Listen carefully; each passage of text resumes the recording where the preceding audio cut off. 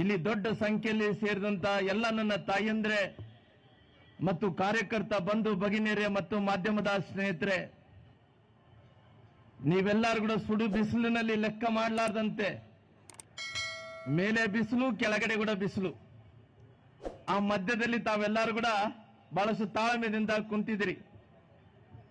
ಇವತ್ತು ಭಾರತೀಯ ಜನತಾ ಪಾರ್ಟಿಯಲ್ಲಿ ನಾನು ವಿನಂತಿ ಮಾಡಿಕೊಳ್ಳೋದಿಷ್ಟೇ, ಸನ್ಮಾನ್ಯ ವಿಜೇಂದ್ರ ಅವರು ಪ್ರಾರಂಭ ಮಾಡಿದಂತ ಮೈಸೂರಿನ ಚಾಮುಂಡೇಶ್ವರಿ ತಾಯಿ ಅವರು ಶಕ್ತಿಯನ್ನು ಕೊಡ್ಲಿ, ಭಗವಂತ ಧೈರ್ಯವನ್ನು ಕೊಡ್ಲಿ, ನಮ್ಮೆಲ್ಲರ ಶಕ್ತಿ ಧೈರ್ಯವನ್ನು ಕೊಟ್ಟು ಆಯುಷನ್ನು ಕೊಟ್ಟು ಮುಂದಿನ ದಿನಗಳಲ್ಲಿ ಭಾರತೀಯ ಜನತಾ ಪಾರ್ಟಿ ಕಟ್ಟಂತ ಶಕ್ತಿ ಕರ್ನಾಟಕ ರಾಜ್ಯದಲ್ಲಿ 2028ರಲ್ಲಿ ಅಧಿಕಾರಕ್ಕೆ ಬರಲಂತ ಭಗವಂತ ಎಲ್ಲವನ್ನು ಕೂಡ ಆಶೀರ್ವಾದವನ್ನು ಮಾಡಲಿ ಅನ್ನಂತ ವಿನಂತಿಯನ್ನು ಕೂಡ ಮಾಡ್ಕೊಂತೀನಿ. ಯಾಕಂದ್ರೆ ಇವತ್ತು ಭಾರತೀಯ ಜನತಾ ಪಾರ್ಟಿ ಅನೇಕ ಹೋರಾಟಗಳನ್ನು ಮಾಡುತ್ತಾ ಇದೆ. ಬಹುಶಃ ಬೆಲೆ ಏರಿಕೆ ವಿಚಾರದಲ್ಲಿ ಒಂದು ಗಾಳಿಯನ್ನು ಬಿಟ್ಟರೆ ಎಲ್ಲವನ್ನು ಕೂಡ ತುಟ್ಟಿ ಮಾಡಿ ಕುಂತಾರ.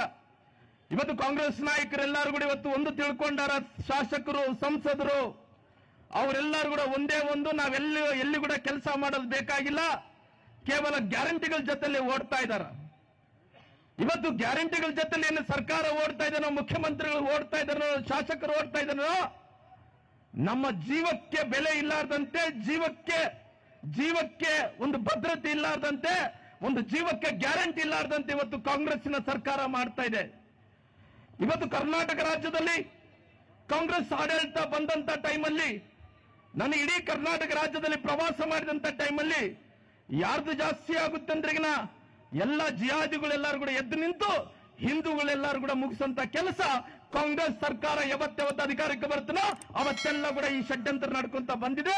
ಜಿಹಾದಿಗಳು ಬಂದಂತ ಟೈಮಲ್ಲಿ ರಾಕ್ಷಸರ ತರ ವರ್ತನೆಯನ್ನು ಮಾಡಿ ಹಿಂದೂಗಳನ್ನು ಹತ್ಯೆ ಮಾಡುವಂತ ಕೆಲಸ ಮಾಡ್ತಾ ಇದೆ.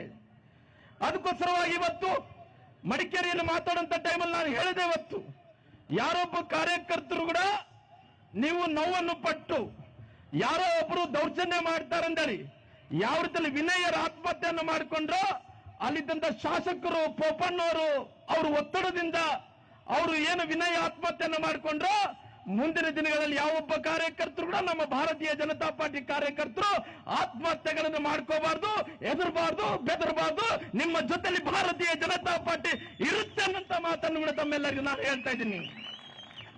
ಅದಕ್ಕೋಸ್ಕರವಾಗಿ ಕಾಂಗ್ರೆಸ್ ಸರ್ಕಾರ ಅಧಿಕಾರಕ್ಕೆ ಬಂದ ನಂತರ ಒಂದು ಕಡೆ ಪೊಲೀಸ್ ಸ್ಟೇಷನ್ ಮೇಲೆಗಳೇ ಕಲ್ಲುಗಳನ್ನು ತೂರ್ತಾ ಇದ್ದಾರ, ಒಂದು ಕಡೆ ಹಿಂದೂ ಕಾರ್ಯಕರ್ತರುಗಳ ಮೇಲೆ ಕೊಲೆ ಮಾಡ್ತಾ ಇದ್ದಾರ, ಒಂದು ರೀತಿ ಎಲ್ಲಾ ರೀತಿಯಲ್ಲೂ ಕೂಡ ನಮ್ಮ ಹಿಂದೂ ಕಾರ್ಯಕರ್ತರ ಮೇಲೆ ಒತ್ತಡವನ್ನು ತಂದು ಆತ್ಮಹತ್ಯೆಗಳನ್ನು ಮಾಡುವಂತ ಕೆಲಸ ಮಾಡ್ತಾ ಇದ್ದಾರೆ ಇವತ್ತು.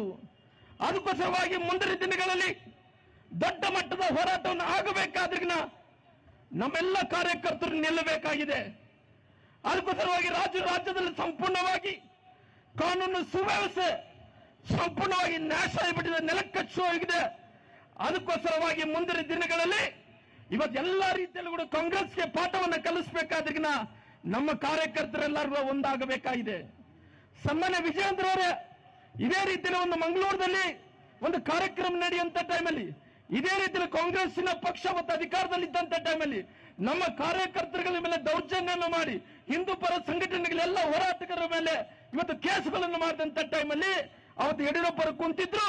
ನಾನೊಂದು ಮಾತನ್ನ ಹೇಳಿದ್ದೆ, ನಮ್ಮ ಸರ್ಕಾರ ಬಂದಂತ ಹಿಂದೂ ಪರ ಸಂಘಟನೆಗಳು ಮಾಡಿದಂತ ಎಲ್ಲ ಹೋರಾಟಗಾರರನ್ನ ಕೇಸ್ ಹಾಕಿದಾರ, RSS ಬಜರಂಗ ದಳದ ಕಾರ್ಯಕರ್ತರ ಮೇಲೆ ಕೇಸ್ ಹಾಕಿದಾರ, ಎಲ್ಲ ಕೇಸುಗಳನ್ನು ತಗುಸ್ತೀನಿ ಅನ್ನೋ ಮಾತನ್ನು ಕೊಟ್ಟಿದ್ದೆ. ಆದ್ರೆ ನಮ್ಮ ತಪ್ಪದಿಂದ ನಮ್ಮ ಹಿಂದೂ ಪರ ಕಾರ್ಯಕರ್ತರ ಮೇಲೆ ಇದ್ದಂತ ಕೇಸುಗಳನ್ನು ತೆಗಿಲಿಕ್ಕೆ ಆಗಲಿಲ್ಲ. ಅದು ಒಪ್ಪಂತ ನಮ್ಮ ತಪ್ಪದಿಂದ ನಾವು ತೆಗಿಲಿಕ್ಕೆ ಆಗಲಿಲ್ಲ. ಆದ್ರೆ ಕಾಂಗ್ರೆಸ್ನವರು PSI ಮಾಡಿದಂತ ಎಲ್ಲ ಕೇಸುಗಳನ್ನು ಅವರು ತೆಗೆದುಹಾಕುವಂತ ಕೆಲಸ ಕಾಂಗ್ರೆಸ್ ಪಾರ್ಟಿ ಮಾಡಿದೆ. ಮುಂದಿನ ದಿನಗಳ ಭವಿಷ್ಯ ಏನು, ಮುಂದಿನ ದಿನಗಳಲ್ಲಿ ನಮ್ಮ ಪಾಳೆ ಇದೆ, ನಮ್ಮ ಅವಧಿ ಇದೆ. ಅದಕ್ಕೋಸ್ಕರವಾಗಿ ನಮ್ಮ ಸರ್ಕಾರ ಬಂದ ನಂತರ ಒಂದು ಮಾತು ಸ್ಪಷ್ಟನೆಯನ್ನು ಕೊಡ್ರಿ, ಭಗವಂತ ಚಾಮುಂಡೇಶ್ವರಿ ತಾಯಿ ನಿಮಗೆ ಶಕ್ತಿ ಕೊಡ್ತಾಳ.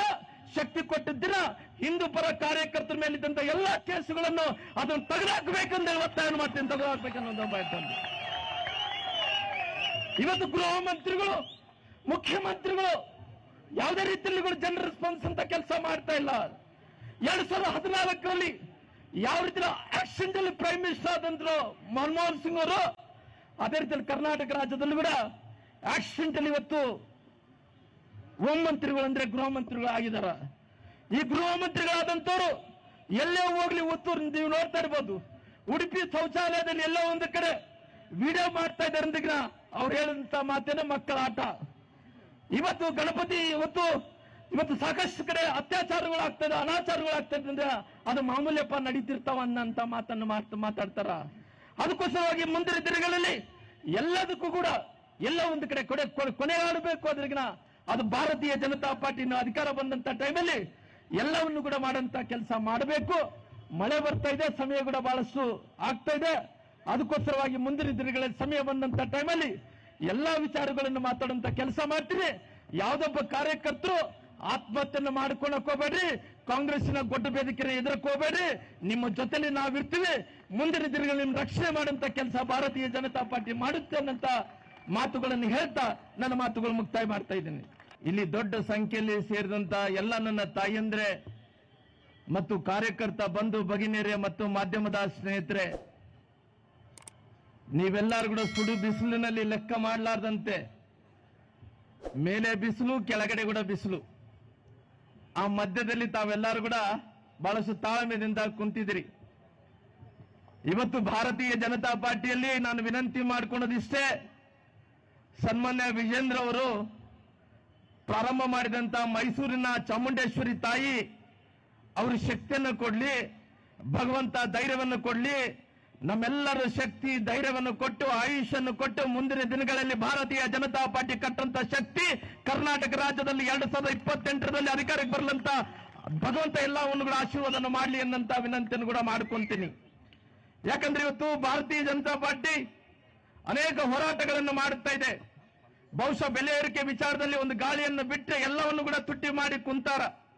ಇವತ್ತು ಕಾಂಗ್ರೆಸ್ ನಾಯಕರೆಲ್ಲರೂ ಕೂಡ ಇವತ್ತು ಒಂದು ತಿಳ್ಕೊಂಡಾರ, ಶಾಸಕರು ಸಂಸದರು ಅವರೆಲ್ಲರೂ ಕೂಡ ಒಂದೇ ಒಂದು, ಎಲ್ಲಿ ಕೂಡ ಕೆಲಸ ಮಾಡೋದು ಬೇಕಾಗಿಲ್ಲ, ಕೇವಲ ಗ್ಯಾರಂಟಿಗಳ ಜೊತೆಲಿ ಓಡ್ತಾ ಇದ್ದಾರ.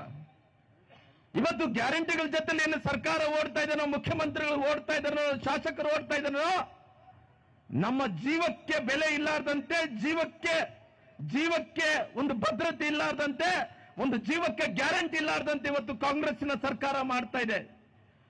ಇವತ್ತು ಕರ್ನಾಟಕ ರಾಜ್ಯದಲ್ಲಿ ಕಾಂಗ್ರೆಸ್ ಆಡಳಿತ ಬಂದಂತ ಟೈಮಲ್ಲಿ, ನಾನು ಇಡೀ ಕರ್ನಾಟಕ ರಾಜ್ಯದಲ್ಲಿ ಪ್ರವಾಸ ಮಾಡಿದಂತ ಟೈಮಲ್ಲಿ ಯಾರ್ದು ಜಾಸ್ತಿ ಆಗುತ್ತೆ ಅಂದ್ರೆಗಿನ ಎಲ್ಲ ಜಿಹಾದಿಗಳೆಲ್ಲರೂ ಕೂಡ ಎದ್ದು ನಿಂತು ಹಿಂದೂಗಳೆಲ್ಲರೂ ಕೂಡ ಮುಗಿಸಂತ ಕೆಲಸ ಕಾಂಗ್ರೆಸ್ ಸರ್ಕಾರ ಯಾವತ್ತು ಅಧಿಕಾರಕ್ಕೆ ಬರ್ತನೋ ಅವತ್ತೆಲ್ಲ ಕೂಡ ಈ ಷಡ್ಯಂತ್ರ ನಡ್ಕೊಂತ ಬಂದಿದೆ. ಜಿಹಾದಿಗಳು ಬಂದಂತ ಟೈಮಲ್ಲಿ ರಾಕ್ಷಸರ ತರ ವರ್ತನೆಯನ್ನು ಮಾಡಿ ಹಿಂದೂಗಳನ್ನು ಹತ್ಯೆ ಮಾಡುವಂತ ಕೆಲಸ ಮಾಡ್ತಾ ಇದೆ. ಅದಕ್ಕೋಸ್ಕರವಾಗಿ ಇವತ್ತು ಮಡಿಕೇರಿಯಲ್ಲಿ ಮಾತಾಡುವಂತ ಟೈಮಲ್ಲಿ ನಾನು ಹೇಳಿದೆ, ಇವತ್ತು ಯಾರೊಬ್ಬ ಕಾರ್ಯಕರ್ತರು ಕೂಡ ನೀವು ನೋವನ್ನು ಪಟ್ಟು ಯಾರೋ ಒಬ್ರು ದೌರ್ಜನ್ಯ ಮಾಡ್ತಾರಂದೇಳಿ ಯಾವ ರೀತಿಯಲ್ಲಿ ವಿನಯರ ಆತ್ಮಹತ್ಯೆಯನ್ನು ಮಾಡಿಕೊಂಡ್ರು, ಅಲ್ಲಿದ್ದಂತ ಶಾಸಕರು ಪೋಪಣ್ಣವರು ಅವ್ರ ಒತ್ತಡದಿಂದ ಅವರು ಏನು ವಿನಯ ಆತ್ಮಹತ್ಯೆಯನ್ನು ಮಾಡಿಕೊಂಡ್ರು, ಮುಂದಿನ ದಿನಗಳಲ್ಲಿ ಯಾವೊಬ್ಬ ಕಾರ್ಯಕರ್ತರು ಕೂಡ ನಮ್ಮ ಭಾರತೀಯ ಜನತಾ ಪಾರ್ಟಿ ಕಾರ್ಯಕರ್ತರು ಆತ್ಮಹತ್ಯೆಗಳನ್ನು ಮಾಡ್ಕೋಬಾರ್ದು, ಹೆದರಬಾರ್ದು, ಬೆದರಬಾರ್ದು, ನಿಮ್ಮ ಜೊತೆಲಿ ಭಾರತೀಯ ಜನತಾ ಪಾರ್ಟಿ ಇರುತ್ತೆ ಅನ್ನಂತ ಮಾತನ್ನು ಕೂಡ ತಮ್ಮೆಲ್ಲರಿಗೂ ನಾನು ಹೇಳ್ತಾ ಇದ್ದೀನಿ. ಅದಕ್ಕೋಸ್ಕರವಾಗಿ ಕಾಂಗ್ರೆಸ್ ಸರ್ಕಾರ ಅಧಿಕಾರಕ್ಕೆ ಬಂದ ನಂತರ ಒಂದು ಕಡೆ ಪೊಲೀಸ್ ಸ್ಟೇಷನ್ ಮೇಲೆಗಳೇ ಕಲ್ಲುಗಳನ್ನು ತೂರ್ತಾ ಇದ್ದಾರ, ಒಂದು ಕಡೆ ಹಿಂದೂ ಕಾರ್ಯಕರ್ತರುಗಳ ಮೇಲೆ ಕೊಲೆ ಮಾಡ್ತಾ ಇದ್ದಾರ, ಒಂದು ರೀತಿ ಎಲ್ಲಾ ರೀತಿಯಲ್ಲೂ ಕೂಡ ನಮ್ಮ ಹಿಂದೂ ಕಾರ್ಯಕರ್ತರ ಮೇಲೆ ಒತ್ತಡವನ್ನು ತಂದು ಆತ್ಮಹತ್ಯೆಗಳನ್ನು ಮಾಡುವಂತ ಕೆಲಸ ಮಾಡ್ತಾ ಇದ್ದಾರೆ ಇವತ್ತು. ಅದಕ್ಕೋಸ್ಕರವಾಗಿ ಮುಂದಿನ ದಿನಗಳಲ್ಲಿ ದೊಡ್ಡ ಮಟ್ಟದ ಹೋರಾಟವನ್ನು ಆಗಬೇಕಾದ್ರಿಗಿನ ನಮ್ಮೆಲ್ಲ ಕಾರ್ಯಕರ್ತರು ನಿಲ್ಲಬೇಕಾಗಿದೆ. ಅದಕ್ಕೋಸ್ಕರವಾಗಿ ರಾಜ್ಯದಲ್ಲಿ ಸಂಪೂರ್ಣವಾಗಿ ಕಾನೂನು ಸುವ್ಯವಸ್ಥೆ ಸಂಪೂರ್ಣವಾಗಿ ನಾಶ ಆಗಿಬಿಟ್ಟಿದೆ, ನೆಲಕ್ಕಚ್ಚು ಹೋಗಿದೆ. ಅದಕ್ಕೋಸ್ಕರವಾಗಿ ಮುಂದಿನ ದಿನಗಳಲ್ಲಿ ಇವತ್ತೆಲ್ಲಾ ರೀತಿಯಲ್ಲೂ ಕೂಡ ಕಾಂಗ್ರೆಸ್ಗೆ ಪಾಠವನ್ನು ಕಲಿಸಬೇಕಾದ್ರಿಗಿನ ನಮ್ಮ ಕಾರ್ಯಕರ್ತರೆಲ್ಲರೂ ಒಂದಾಗಬೇಕಾಗಿದೆ. ಸನ್ಮಾನ್ಯ ವಿಜಯೇಂದ್ರ ಅವರೇ ಇದೇ ರೀತಿಯಲ್ಲಿ ಒಂದು ಮಂಗಳೂರಿನಲ್ಲಿ ಒಂದು ಕಾರ್ಯಕ್ರಮ ನಡೆಯುವಂತ ಟೈಮಲ್ಲಿ ಇದೇ ರೀತಿಯಲ್ಲಿ ಕಾಂಗ್ರೆಸ್ಸಿನ ಪಕ್ಷ ಮತ್ತು ಅಧಿಕಾರದಲ್ಲಿದ್ದಂತ ಟೈಮಲ್ಲಿ ನಮ್ಮ ಕಾರ್ಯಕರ್ತರುಗಳ ಮೇಲೆ ದೌರ್ಜನ್ಯವನ್ನು ಮಾಡಿ ಹಿಂದೂ ಪರ ಸಂಘಟನೆಗಳೆಲ್ಲ ಹೋರಾಟಗಾರರ ಮೇಲೆ ಇವತ್ತು ಕೇಸುಗಳನ್ನು ಮಾಡಿದಂತ ಟೈಮಲ್ಲಿ ಅವತ್ತು ಯಡಿಯೂರಪ್ಪರು ಕುಂತಿದ್ರು. ನಾನೊಂದು ಮಾತನ್ನ ಹೇಳಿದ್ದೆ, ನಮ್ಮ ಸರ್ಕಾರ ಬಂದಂತ ಹಿಂದೂ ಪರ ಸಂಘಟನೆಗಳು ಮಾಡಿದಂತ ಎಲ್ಲ ಹೋರಾಟಗಾರರನ್ನ ಕೇಸ್ ಹಾಕಿದಾರ, RSS ಬಜರಂಗ ದಳದ ಕಾರ್ಯಕರ್ತರ ಮೇಲೆ ಕೇಸ್ ಹಾಕಿದಾರ, ಎಲ್ಲ ಕೇಸುಗಳನ್ನು ತೆಗೆಸ್ತೀನಿ ಅನ್ನೋ ಮಾತನ್ನು ಕೊಟ್ಟಿದ್ದೆ. ಆದ್ರೆ ನಮ್ಮ ತಪ್ಪದಿಂದ ನಮ್ಮ ಹಿಂದೂ ಪರ ಕಾರ್ಯಕರ್ತರ ಮೇಲೆ ಇದ್ದಂತ ಕೇಸುಗಳನ್ನು ತೆಗಿಲಿಕ್ಕೆ ಆಗ್ಲಿಲ್ಲ. ಅದು ಒಪ್ಪಂತ ನಮ್ಮ ತಪ್ಪದಿಂದ ನಾವು ತೆಗಿಲಿಕ್ಕೆ ಆಗ್ಲಿಲ್ಲ. ಆದ್ರೆ ಕಾಂಗ್ರೆಸ್ನವರು PSI ಮಾಡಿದಂತ ಎಲ್ಲ ಕೇಸುಗಳನ್ನು ಅವರು ತೆಗೆದಾಕುವಂತ ಕೆಲಸ ಕಾಂಗ್ರೆಸ್ ಪಾರ್ಟಿ ಮಾಡಿದೆ. ಮುಂದಿನ ದಿನಗಳ ಭವಿಷ್ಯ ಏನು, ಮುಂದಿನ ದಿನಗಳಲ್ಲಿ ನಮ್ಮ ಪಾಳೆ ಇದೆ, ನಮ್ಮ ಅವಧಿ ಇದೆ. ಅದಕ್ಕೋಸ್ಕರವಾಗಿ ನಮ್ಮ ಸರ್ಕಾರ ಬಂದ ನಂತರ ಒಂದು ಮಾತು ಸ್ಪಷ್ಟನೆಯನ್ನು ಕೊಡ್ರಿ, ಭಗವಂತ ಚಾಮುಂಡೇಶ್ವರಿ ತಾಯಿ ನಿಮಗೆ ಶಕ್ತಿ ಕೊಡ್ತಾಳ. ಶಕ್ತಿ ಕೊಟ್ಟಿದ್ದ ದಿನ ಹಿಂದೂ ಪರ ಕಾರ್ಯಕರ್ತರ ಮೇಲಿದ್ದಂತ ಎಲ್ಲಾ ಕೇಸುಗಳನ್ನು ಅದನ್ನು ತೆಗೆದುಹಾಕಬೇಕಂತ ಒತ್ತಾಯ ಮಾಡ್ತೀನಿ, ತೆಗೆದುಹಾಕಬೇಕನ್ನೋ ಬಯಸ್ತಂದು. ಇವತ್ತು ಗೃಹ ಮಂತ್ರಿಗಳು, ಮುಖ್ಯಮಂತ್ರಿಗಳು ಯಾವುದೇ ರೀತಿಯಲ್ಲಿ ಜನರ ರೆಸ್ಪಾನ್ಸ್ ಅಂತ ಕೆಲಸ ಮಾಡ್ತಾ ಇಲ್ಲ. 2014ರಲ್ಲಿ ಯಾವ ರೀತಿ ಆಕ್ಷನ್ ಅಲ್ಲಿ ಪ್ರೈಮ್ ಮಿನಿಸ್ಟರ್ ಆದಂತರು ಮನಮೋಹನ್ ಸಿಂಗ್ ಅವರು, ಅದೇ ರೀತಿಯಲ್ಲಿ ಕರ್ನಾಟಕ ರಾಜ್ಯದಲ್ಲೂ ಕೂಡ ಆಕ್ಸಿಡೆಂಟ್ ಅಲ್ಲಿ ಇವತ್ತು ಹೋಮ್ ಮಂತ್ರಿಗಳು ಅಂದ್ರೆ ಗೃಹ ಮಂತ್ರಿಗಳು ಆಗಿದ್ದಾರೆ. ಈ ಗೃಹ ಮಂತ್ರಿಗಳಾದಂತವ್ರು ಎಲ್ಲೇ ಹೋಗ್ಲಿ ಒತ್ತೂರು ನೀವು ನೋಡ್ತಾ ಇರ್ಬೋದು, ಉಡುಪಿ ಶೌಚಾಲಯದಲ್ಲಿ ಎಲ್ಲೋ ಒಂದು ಕಡೆ ವಿಡಿಯೋ ಮಾಡ್ತಾ ಇದ್ದಾರೆ ಅಂದಿಗ್ನ ಅವ್ರು ಹೇಳಿದಂತ ಮಾತೇನೆ ಮಕ್ಕಳ ಆಟ. ಇವತ್ತು ಗಣಪತಿ ಇವತ್ತು ಸಾಕಷ್ಟು ಕಡೆ ಅತ್ಯಾಚಾರಗಳು ಆಗ್ತದೆ, ಅನಾಚಾರಗಳು ಆಗ್ತದೆ ಅಂದ್ರೆ ಅದು ಮಾಮೂಲಿಯಪ್ಪ ನಡೀತಿರ್ತಾವ ಅನ್ನಂತ ಮಾತನ್ನು ಮಾತಾಡ್ತಾರ. ಅದಕ್ಕೋಸ್ಕರವಾಗಿ ಮುಂದಿನ ದಿನಗಳಲ್ಲಿ ಎಲ್ಲದಕ್ಕೂ ಕೂಡ ಎಲ್ಲ ಒಂದು ಕಡೆ ಕೊನೆಗಾಡಬೇಕು. ಅದ್ರಿಗಿನ ಅದು ಭಾರತೀಯ ಜನತಾ ಪಾರ್ಟಿನ ಅಧಿಕಾರ ಬಂದಂತ ಟೈಮಲ್ಲಿ ಎಲ್ಲವನ್ನು ಕೂಡ ಮಾಡಂತ ಕೆಲಸ ಮಾಡಬೇಕು. ಮಳೆ ಬರ್ತಾ ಇದೆ, ಸಮಯ ಕೂಡ ಬಹಳಷ್ಟು ಆಗ್ತಾ ಇದೆ. ಅದಕ್ಕೋಸ್ಕರವಾಗಿ ಮುಂದಿನ ದಿನಗಳಲ್ಲಿ ಸಮಯ ಬಂದಂತ ಟೈಮಲ್ಲಿ ಎಲ್ಲಾ ವಿಚಾರಗಳನ್ನು ಮಾತಾಡುವಂತ ಕೆಲಸ ಮಾಡ್ತೀವಿ.